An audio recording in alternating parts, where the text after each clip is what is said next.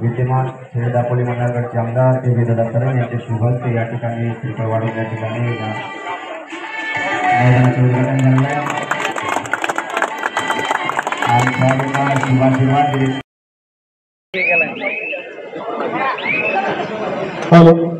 नाही, आज पहिल्यांदा माझं कुणबी शिक्षण संस्थेमध्ये येणं झालं। डफळे साहेब असतील, दुमक गुरुजी असतील, बाबूजीराव जाधव साहेब असतील, गोळकरजी अध्यक्ष असतील, साळुंखे गुरुजी असतील, या सगळ्यांनी मला निमंत्रित केलं होतं आणि पहिल्यांदा माझं आज इथे येणं होतं आहे। मनोगत व्यक्त करत असताना देखील मी शब्द दिलेला, आश्वासन दिलेलं आहे, मला वचन दिलेलं आहे की संस्थेला जी काही मदत लागेल ती करायची माझी तयारी आहे।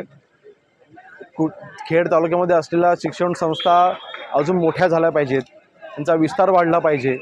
या संस्थांना प्रशासनाच्या माध्यमातून जी काही ताकद देता येईल ती ताकद आमच्या लोकप्रतिनिधींनी दिली पाहिजे।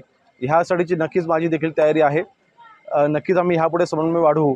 आज कबड्डीच्या निमित्ताने जरी येणं झालेलं असलं तरीसुद्धा आम्ही ती देखील एक जुनी आठवण बोलावून दाखवली।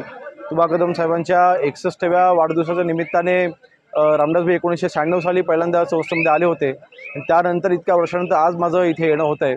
नक्कीच जुन्या आठवणींना देखील उजाळा संस्थेच्या इथे पदाधिकाऱ्यांनी दिला आणि माझ्या संस्थेला मनपूर्वक शुभेच्छा आहेत। यांची वाटचाल ही यशस्वीरित्या ह्याच पुढे चालत राहू अशा माझ्या शुभेच्छा आहेत। धन्यवाद।